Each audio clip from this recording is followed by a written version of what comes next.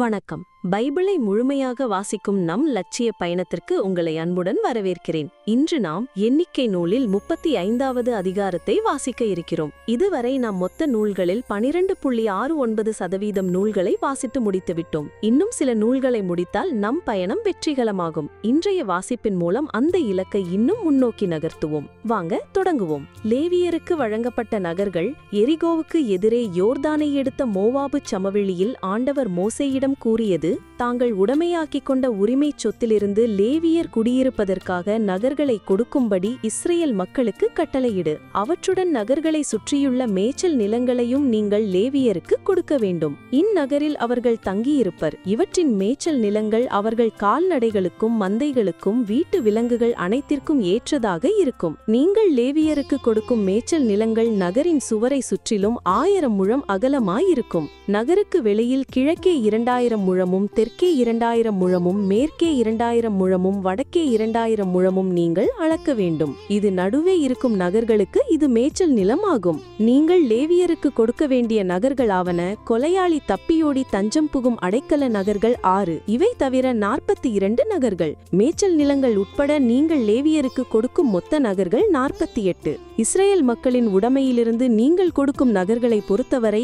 குலங்களில் பெரியவற்றிலிருந்து மிகுதியாகவும் சிறியவற்றிலிருந்து குறைவாகவும் கொடுக்க வேண்டும். ஒவ்வொரு குலமும் உடைமையாக்கியுள்ள உரிமை சொத்தின் விகிதப்படி அதன் நகர்களை லேவியருக்கு கொடுக்க வேண்டும். அடைக்கல நகர்கள். ஆண்டவர் மோசேயிடம் கூறியது, இஸ்ரேல் மக்களிடம் சொல், நீங்கள் யோர்தானை கடந்து கானான் நாட்டுக்குள் நுழையும்போது உங்களுக்காக அடைக்கல நகர்களை தேர்ந்து கொள்ளுங்கள். தற்செயலாய் ஒரு ஆளை கொல்பவன் எவனும் அங்கே ஓடிச் சென்று புகலினம் பெறுவான். இந்த நகர்கள் பழிவாங்குவோனிடமிருந்து உங்களுக்கு பாதுகாப்பை தரும். இதனால் கொலை செய்தவன் நீதி தீர்ப்புக்காக மக்கள் கூட்டமைப்புக்கு முன் நிற்கும் முன்னரே அவன் சாக வேண்டியதில்லை. நீங்கள் கொடுக்கும் நகர்கள் 6 அடைக்கல நகர்களாயிருக்கும்.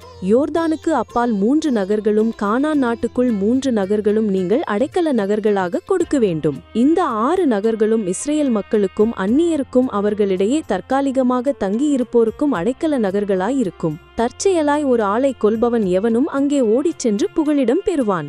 ஆனால் அவன் ஒரு இரும்பு கருவியினால் ஒருவனை அடிக்க அவன் இறந்தால் அவன் ஒரு கொலைகாரன். அந்த கொலைகாரன் கொல்லப்பட வேண்டும். ஒரு மனிதன் சாகும்படி கையில் ஒரு கல்லை வைத்து அடித்து அவன் இறந்தாலும் அவன் ஒரு கொலைகாரனே. அந்த கொலைகாரனும் கொல்லப்பட வேண்டும். அல்லது ஒரு மனிதன் சாகும்படி மர ஆயுதம் ஒன்றை வைத்து அவனை அடித்து அவன் இறந்தாலும் அவன் ஒரு கொலைகாரனே. அந்த கொலைகாரனும் கொல்லப்பட வேண்டும். இரத்த பழி வாங்குவோன்தான் கொலைகாரனை கொல்ல வேண்டும். அவனை சந்திக்கும் போதே அவன் அவனை கொன்றுவிட வேண்டும். மேலும் பகை முன்னிட்டு அவன் அவனை விழத் தேடினால் அல்லது பதுங்கியிருந்து எரிந்து அவன் மடிந்தால், அவன் பகை முன்னிட்டு அவன் அவனை கையினால் அடித்து அவன் மடிந்தால் அடித்தவன் கொல்லப்பட வேண்டும். அவன் ஒரு கொலைகாரன். இரத்த பழி வாங்குவோன் கொலைகாரனை சந்திக்கும் போதே அவனை கொன்றுவிட வேண்டும்.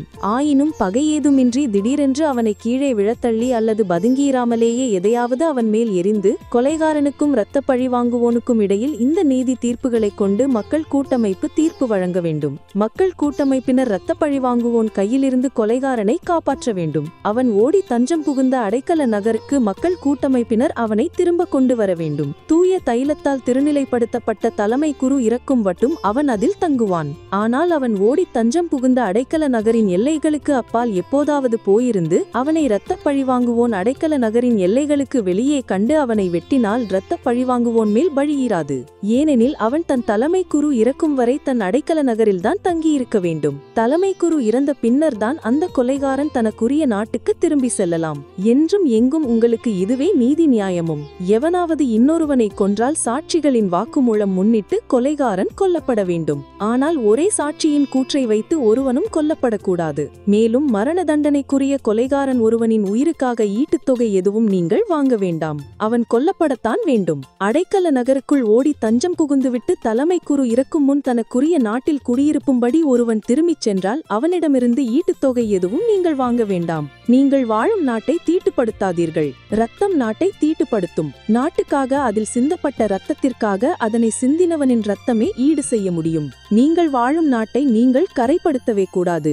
நான் அதன் நடுவில் வாழ்கிறேன். நானே இஸ்ரேல் மக்கள் நடுவில் வாழும் ஆண்டவர். நாம் 1189 அதிகாரங்களில் 152 அதிகாரங்களை நிறைவு செய்துவிட்டோம். இன்னும் சில அதிகாரங்களை வாசித்தால் நாம் பைபிளை முழுமையாக முடித்து விடுவோம். நாளை அடுத்த அதிகாரத்தை சந்திக்கலாம். நாள்தோறும் இந்த பயணத்தில் நீங்களும் பங்கேற்றால் பைபிளை முழுமையாக வாசித்து முடிப்போம். இது நம் வாழ்க்கையிலும் ஆன்மாவிலும் பெரிய மாற்றத்தை ஏற்படுத்தும். இந்த பயணம் உங்களுக்கு நம்பிக்கையும் சமாதானத்தையும் கொடுத்தால் இந்த வீடியோவை லைக் செய்யவும் சப்ஸ்கிரைப் செய்யவும் மறக்காதீர்கள். பகிர்ந்து மற்றவர்களையும் இந்த பயணத்தில் சேருங்கள். நாளை மறக்காமல் வாருங்கள்.